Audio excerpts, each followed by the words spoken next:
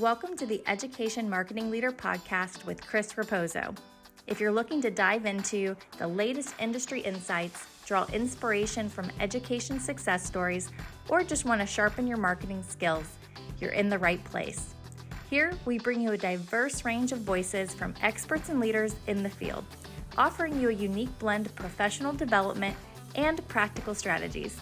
Whether you want to understand your audience better, stay updated with the latest tech trends in marketing, or expand your professional network, we've got you covered. So while you're driving on your morning commute or winding down after a busy day, let's explore the dynamic world of education marketing together. Hello and welcome everyone back to another episode of the Education Marketing Leader with Chris Raposo. Today I have the honor of welcoming Kathleen Stockham, the Chief Marketing Officer from South College. Well, I'm really happy to have you. I was referred to you by our mutual connection, Olivia. You used to work with her. She is my AMA mentor. So thanks to Olivia if you're listening. Love her. We worked together many years ago at Response Media in Atlanta, Georgia. Love her. She's fantastic. Good. So I did a little bit of research on you before we scheduled this episode. We had a call before. So I know that you worked in marketing for over 20 years and you held various positions at big companies such as Office Max and Best Buy. But then in April 2022, you made a switch to higher ed marketing, and that's why you're here today. You took the position as CMO at South College. Can you tell us a little bit about your journey into marketing and then how you ended up at South College and why you made the move to higher education? Absolutely. I started out in television news, working in Atlanta, Georgia at the local CBS affiliate and at CNN. And I sort of backed into a .com career, working for America Online and Digital City, which was the first iteration of local content that AOL had back in, this is going to make me sound really old, in about 1995. So if you're doing the math at home, you know how old I am. But started out at AOL, and then I got hired to join the very first shopping team at AOL when they were launching AOL Shopping. So if you can take your mind back to that time, of course, nobody had e-commerce experience. Nobody really had online experience. And a few of my colleagues thought I was crazy to go to do something like sell things online. Nobody's going to buy anything online. And that was the late 90s. And I was uniquely positioned and extremely fortunate to really be on the front lines in the birth of e-commerce in 1998 when AOL put up its first $1 million holiday. And this is back when big brands like Office Depot and Best Buy were buying their AOL keyword for lots and lots of money. I stayed at AOL several years, and then Office Depot reached out and said, we've just signed this really large AOL keyword deal. We really need someone to manage it who knows the online space. And again, nobody had that kind of experience at that time. And so I joined Office Depot as their very first director of online advertising. And that really just kind of started it. So again, I was incredibly fortunate to be on the forefront of that. So I've been in e-commerce about 27 years. Oh, there you go again with the age. About 27 years. And then I was working for a retailer that's based here in Knoxville, and I got a call from the chief operating officer here at South College, and wanted to talk about technology. And about 15 minutes into that phone call, I realized it was about a job, and I was like, oh, okay. And the first thing I said is, look, I am not an EDU person. I have no academic experience. I know nothing about the EDU space, but, I've always found that, a good marketer can market anything, Q-tips, sweaters, shoes, it's really about knowing the tactics and the audience. And so I made the leap to the EDU space and joined as chief marketing officer in April of 22. So I'm coming up on 2 years. So it's been a very busy 21 months or 22 months actually that I've been here. That's a lot going on.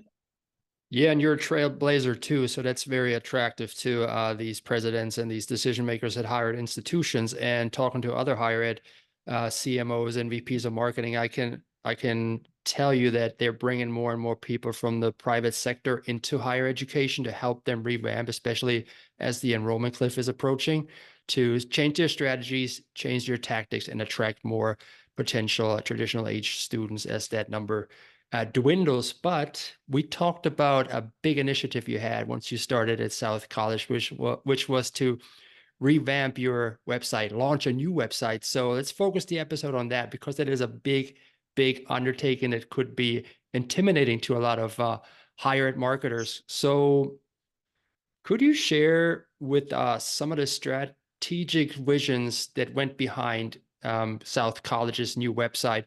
Why the overhaul in the first place, right? And how does it align with the institution's overall goals, especially student enrollment? So when I started, the site had been live close to 6 years and really had not been updated. So it was in bad need of a facelift, and it was in bad need of a lot of more modernized, more updated look and feel if you look across the competitive landscape. So the good news is I did not encounter any reluctance. Everyone said, yes, yes, we need to do this. I think that from a strategic standpoint, you have to realize, particularly in the EDU space, you have so many constituents that need to be involved: academics, program directors, campus presidents, of course, the chancellor, who I report up into, the executive team, the business team, but then you also have compliance. And we work very closely with our chief compliance officer. So I had a lot of cooks in the kitchen, but it was a very gradual undertaking because I'm coming at it with the e-commerce experience of user experience, customer engagement, ease of finding, ease of getting the information, UX, UI. So I'm coming at it from a completely different angle. But we started out, we had worked with a really great third party that really got us started from a design standpoint. We wanted to update the colors, we wanted to update the design, have it, have a much more updated look and feel, as I mentioned. But for me, the previous website that we had when I started, it was so incredibly difficult to navigate and to find things, and not knowing a whole lot about the school when I started. If I found it difficult, I can't imagine how difficult that must be for a parent of a high school child, a high school kid, or an 18, 19, 20-year-old who's used to mobile and can get their way through. And the mobile experience was not good. So I really approached it from that point. And as we went through the design, it was really important to me that we try to, again, taking that e-commerce experience of where everything is located very conveniently in one page. The previous website, it was drill down, drill down, drill down, and it's difficult. And again, when you're on a device that's this size, you're making it even doubly difficult for that person. So in that constituency building, I wanted to make sure that I was able to sort of answer, their needs and answer what they wanted. And I'll be honest with you, there were many days as we got into the final stages of sort of approving the look and feel before the build started. I just felt like I couldn't make anybody happy. This person didn't like this person didn't like that. We want to move this around. Why can't this be here? And I'm kind of like, mobile experience. We need to be careful to make sure that the mobile experience and mobile first is how we're designing and how we're thinking about that. And again, I think strategically for anyone that's considering a website change, you really have to put yourselves in the shoes of the user. You have to do that. And it can't be driven solely from the academic point of view or solely from the business point of view. It must be user first, and it must be done thinking about again, that parent, that young student, or even that 45-year-old or 50-year-old who's thinking about changing careers and getting, a more advanced degree. They just want to get in, get out. They want that. Everybody says, oh, the Amazon experience. But I mean, you really want to take best practice from the behemoths out there that do it right. And so that's what I tried to bring to the table. Wasn't always successful in some of those endeavors, but that's really kind of the beachhead of where we started. Absolutely. You did the right approach: student first, mobile first, alleviate friction. That's what it's all about. Some of the key features that you think will impact student enrollment, is it mobile first? Is there anything else you think that's a great feature on the website that'll help you attract more students? Yeah, I think it's actually a combination of things. Mobile first for sure, but for me, it's all about speed. Everyone Mm. wants that site to load quickly, load fast, get to all the information. I have a fun little game that I play with all of my colleagues now that the new site is live. I call it Stump the Search Bar. The site search on our previous site was terrible. You couldn't find anything. Even the word tuition didn't come up, which was like weird. Mm. So we deployed a parametric element to the site search. So it's, if this, then that, which means that the parametric read of site, everything shows up. So it's not just I'm looking for tuition, but when you pull up tuition, you also get it for every program where there is a differentiation. Some of our more advanced programs have different tuition schedules. It's all there, very easy to find. So site search is incredibly important. But I also wanted to play heavily into the mediums that people are used to, being able to play videos on their phone. So we've been adding our TV commercials, videos, location videos. We're adding a lot more. There's a lot more of that coming. So I also wanted to think about that. I think as it relates to as we're looking at it from a prospect standpoint, we also wanted to make sure, and for me especially, that there's really an ease of use. It's very intuitive of how you find it. The academic flyout menu, you see all of our programs. You see all of the levels of programs, concentrations, and degrees. You see everything, and it's not making you, go down this long, horrible staircase of step down to find it. It's super easy, super fast, and again, it's intuitive, it's clean. But we're also thinking long term about making sure that it has some stickiness and also some things that establish more of a brand feel. We changed our colors. The school has historically been more of that maroon, heavy dark reds, dark colors. I hired an amazing creative director that I worked with at a previous company. And the first thing we worked on is changing and updating that brand, that look and feel, that color palette. So it's bright, it's vibrant. It suggests, action. It definitely gets your attention. It pops in all of our paid media, paid marketing, but then on the website, it's also very consistent. And it shows all the way through. We got rid of the squared off square boxes. It's rounded, it's warm. I mean, and so again, we're really trying to accomplish a lot of different things with that. But I think speed, site search for sure were the most important things as it relates to getting someone from being in that consideration bucket to submitting that lead and saying, I'm in, I want to hear more. Kudos to your creative director, and kudos to you for bringing him in. What's his name? Give him a shout out.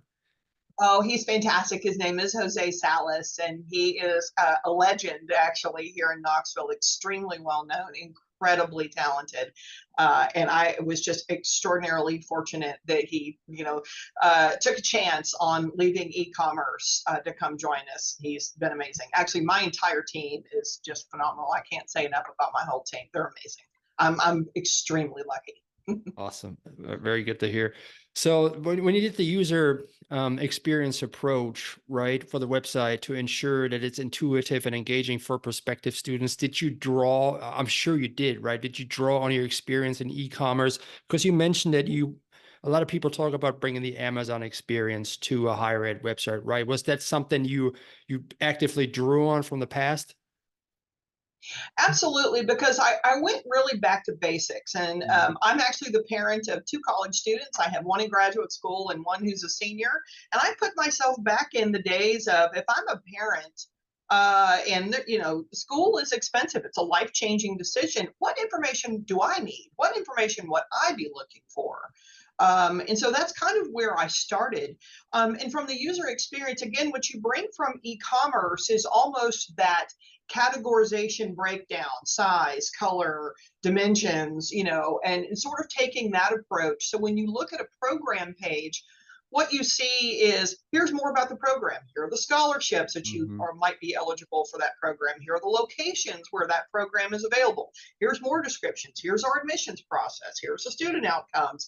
And it's all very easily located on that page. So again, as someone who sort of doesn't know what they're looking at, or they're not really sure. We've also added these fun little dialogue boxes that, you may enjoy this line of study if, and it has Mm, these generalized statements like, if you're looking at an accounting degree and you're like, I'm not really sure. And then, we put in these statements like, you really love math, you love spreadsheets, you like the story that mathematical equations or data is telling you. We're really trying to help the student really formulate what they're really mm, truly passionate about.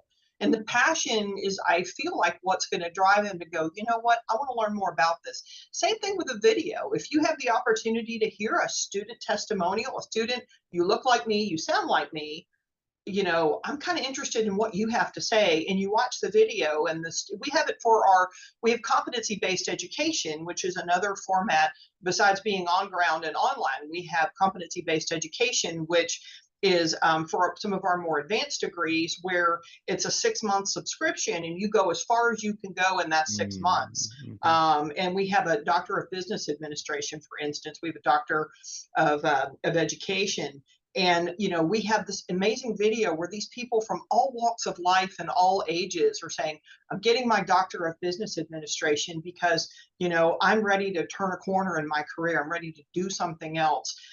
Or people told me I couldn't do these things, that I'd never get this far. And so again, it's those inspiring stories that can do more than marketing copy could ever do. So related back to the Amazon experience, what's the first thing you do as a consumer?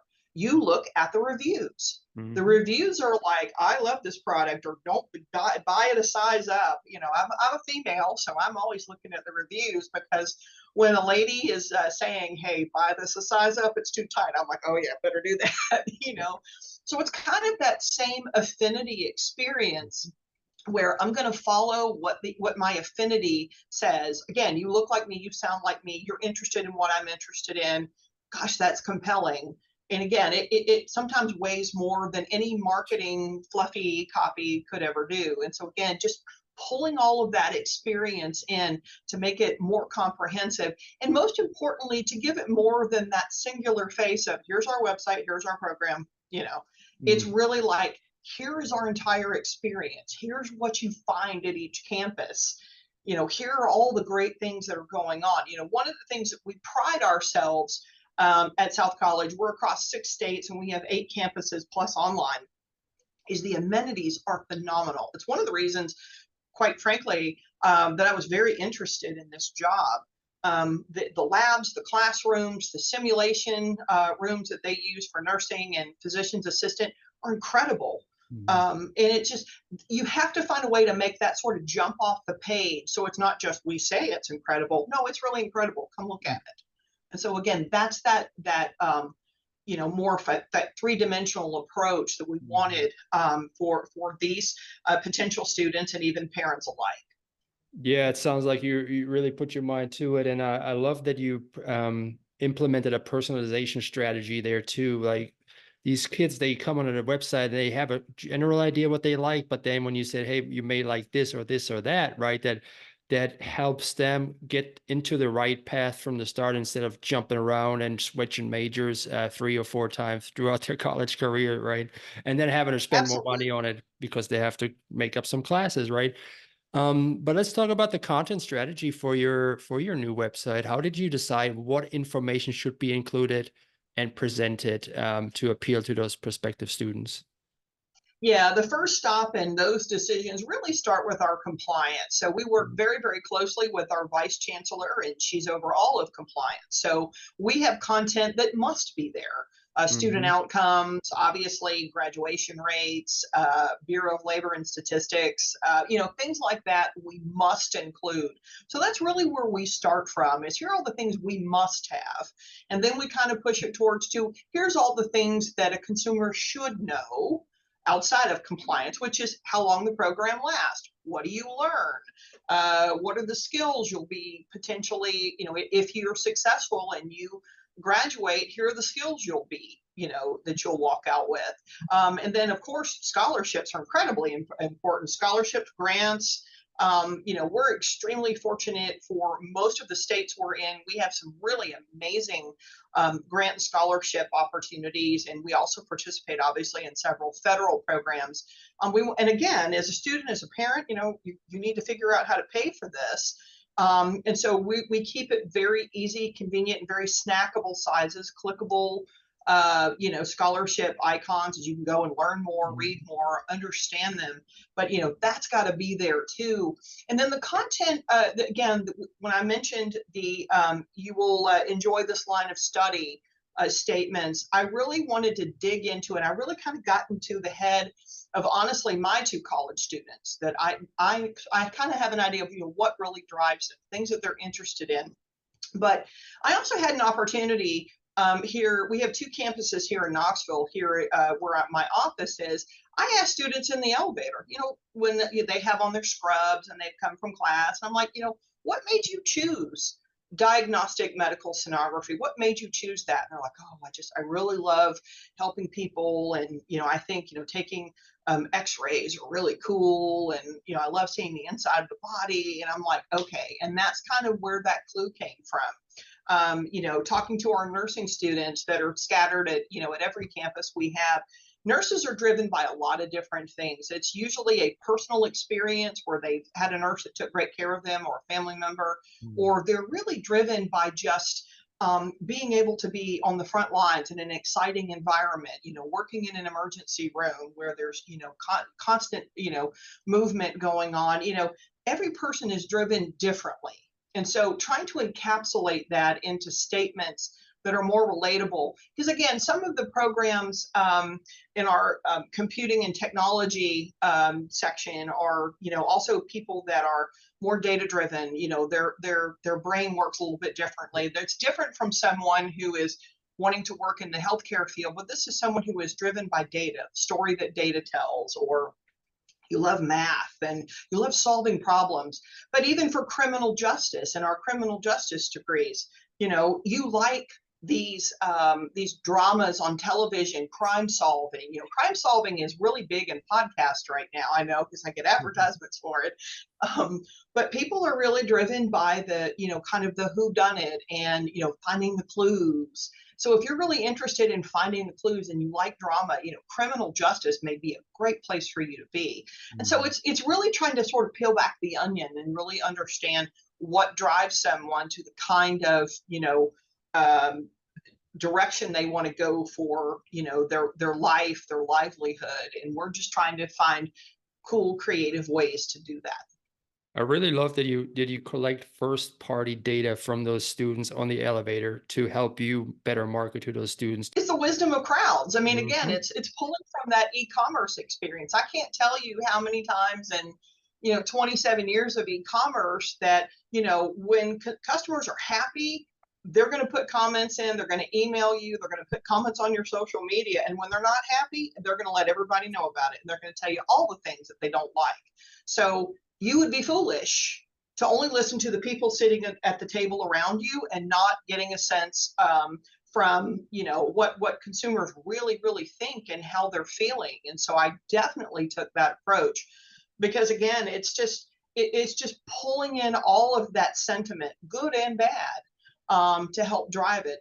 And I also we have a pretty large social media presence. And so myself and someone on my team, we monitor all that. I read every comment, I read every message, and it's fascinating, because that's how I figured out that the term tuition did not work on our previous website, because we would constantly have people writing in on our social media and direct messages going, why can't I find tuition? And I'm like, well, I'll be darned, you can't find it. So again, it was really important in the design of this site that the parametric algorithm of the site search work perfectly, so that there's no excuse, there's nothing you cannot find on the site. And also paying attention to what Google Analytics is telling you that is most popular in the site search. And so I used that as well. And again, that's also sort of pulling ahead from the e-commerce piece, where you're living and dying by what your analytics says every day. So that's been another big part of it. Yeah, it's amazing that you are actually listening to the people around you and not just sitting in that echo chamber with those people around you, that you listen to the audience. So let's talk about those stakeholders involved. In what ways were these several stakeholders involved in the decision-making process to develop the new website? And also, how did you start? Did you get them all in a round table together, or did you pick one stakeholder at a time? Well, I mean, there's, as I mentioned at the start, I have a lot of different constituents. Mhm. Academics obviously is a big piece, compliance is a big piece, business and kind of the operational side of the business is a big piece. But, ultimately at the end of the day, the chancellor is the buck stops with him. It's his decision. So I spent a lot of time, I'm not ashamed to say, lobbying, lobbying with him on getting him acclimated, not a digital guy, and he clearly admits he's not a digital guy. So I really took my time in explaining to him from a user experience standpoint things that were really important to have. And I knew that if I got his, okay, I get it, and his buy-in, it was going to be a little easier to cascade that back. But on the other side, it was also important to pull in the opinions of other people and pull in obviously the suggestions of others, because at the end of the day, the website is not just to serve marketing and just to serve getting students and leads. It also serves is really, and the chancellor told me this on my third day as chief marketing officer, that the website was our most important campus and our most important piece of real estate, and that he was entrusting me with this most important piece of real estate. And if that doesn't make you shake in your shoes, I don't know what does. So, so it was really important that in the design of this site, the build, and this is an enormous site. It is just a behemoth. And to get all of this content moved over, to get all of these programs moved over, to get all of this compliance language, but then also update stuff. It was a painstaking process, and we had two different vendors that helped us through the process, and then myself and my strategist, we run the website.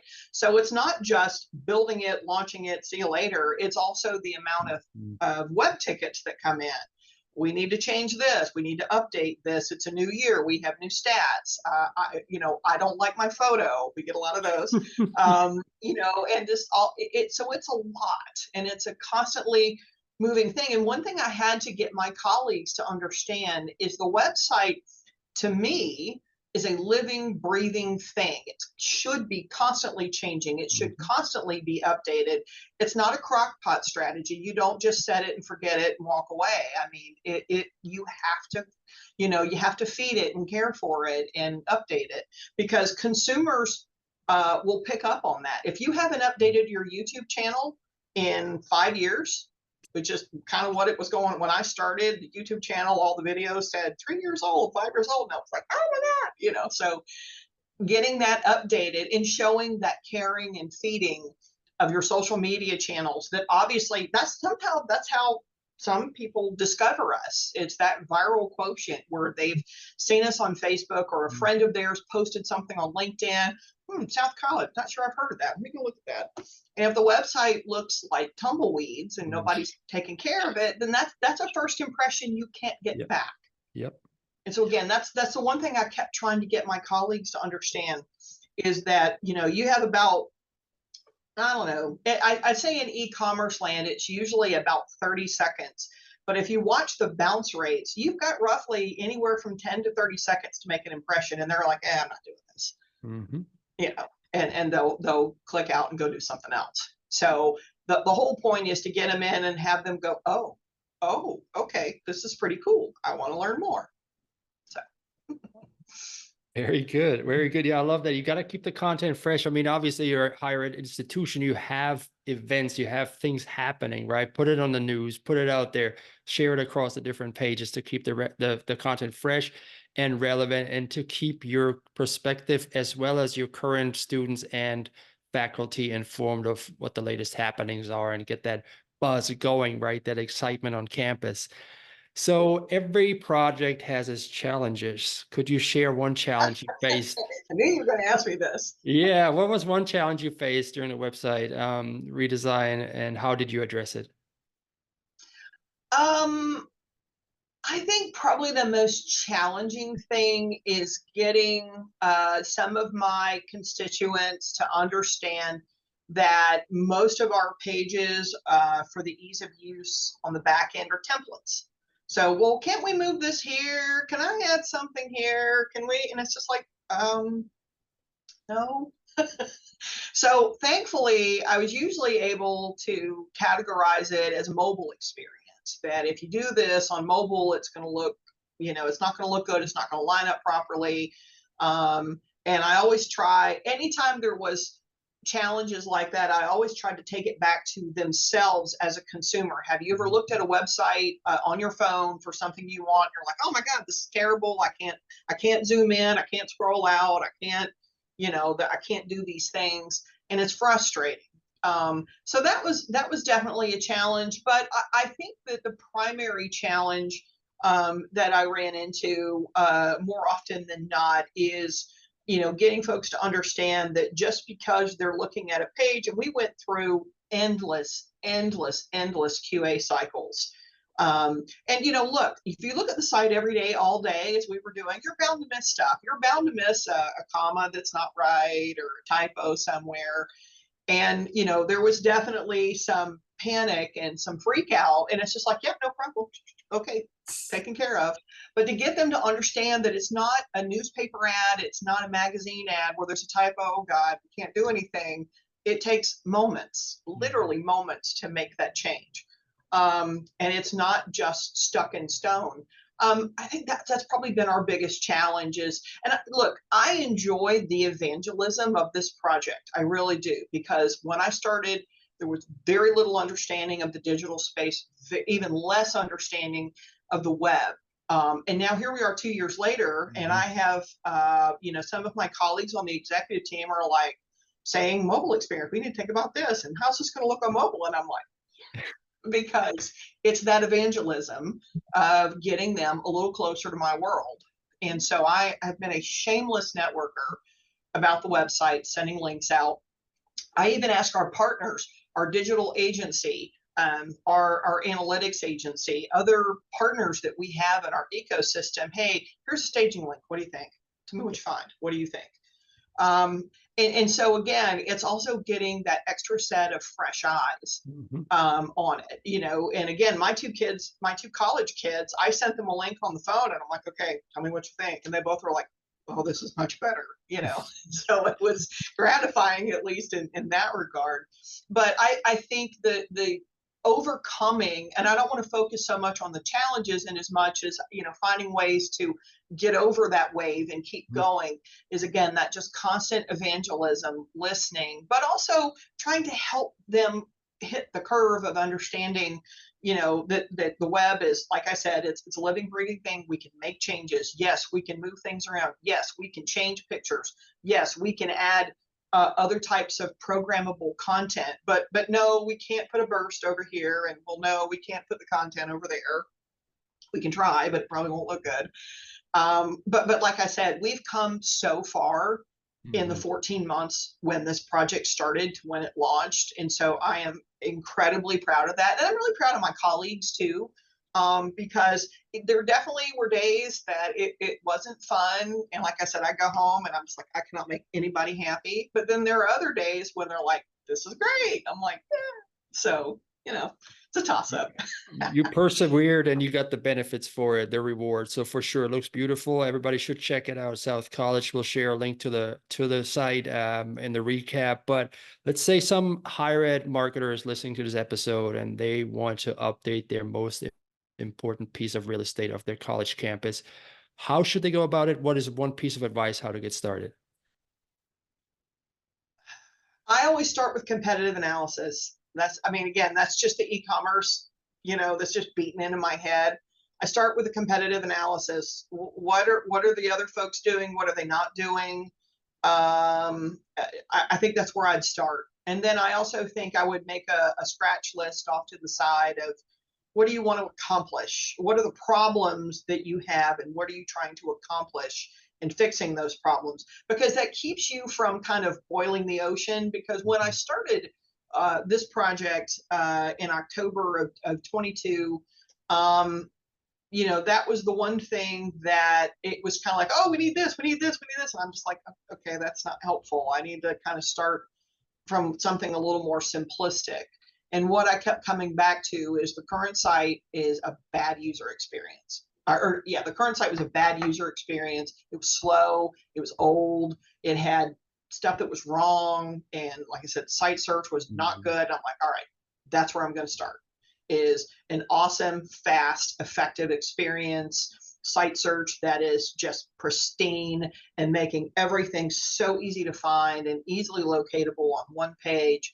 And, an academic flyout menu of all of our programs that, anybody can do it. And that's where I started. But I think competitive analysis is probably where I would begin, because I think that's the place that a lot of people don't start. Yeah.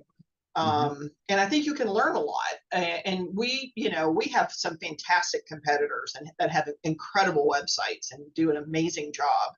And, so we definitely look to that to say, okay, this makes sense. This doesn't make sense. Or, this is effective. I would enjoy this if I was, a prospect in their funnel.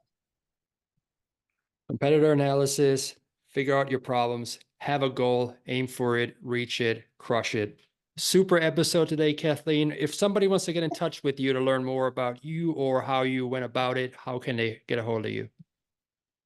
Well, it's easy. You can always find me on LinkedIn. The hair carries. You can't miss this hair, is what I always say. But I'm also, of course, located easily in email. It's kstockham@south.edu. And please, no photos. All right, Kathleen, thank you so much for being a part of the episode for the podcast. Such a rich value add to the higher institution industry. So really appreciate you being a part of it. Thank you so much. Thanks for the invitation. This was fun. I appreciate it. You got it. Take care. Hey, thanks so much for tuning into the show today. If you enjoyed it, don't keep it to yourself. Share with your friends in your network. And if you have a moment, I would really appreciate a review of the podcast. That'll help other people find the show as well. Tune in every Thursday morning at 8 a.m. when I release another episode. Take care now. Have a good one, friends.